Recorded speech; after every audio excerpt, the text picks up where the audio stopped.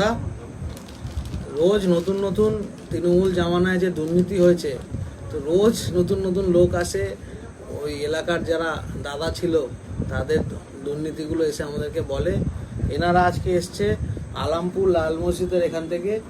এনাদের বক্তব্য, এনাদের নিজেদের দোকান, তৃণমূলের সুমন রায়চৌধুরীর চামচা কি বাদশা, আর কে আজিজ, বাদশা আজিজ ভুট্টু, এদের দোকানটাকে তালা মেরে দিয়ে চলে গেছে আর ঝান্ডা লাগিয়ে চলে গেছিল। এনারা অনেক হাতে পায়ে পড়ার পরে বলেছে 4 তারিখের পর এই দোকানটা পার্টি অফিস হবে। আর সুমন রায়চৌধুরী হাতে পায়ে গিয়ে ক্ষমা চা, নাহলে তোদেরকেও থাকতে দেবো না।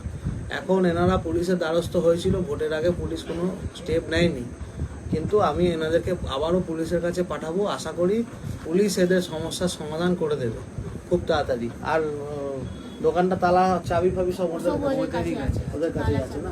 আমার হাজবেন্ড বহুত অবস্থা খারাপ আছে। আচ্ছা, আমি অসুস্থ, আপনারা দেখলি মায়া লেগে যাবে, মানে উঠতে পারতেছে না, খাতে পারতে, পেট ফুলে গেছে, মুখ ফুলে গেছে।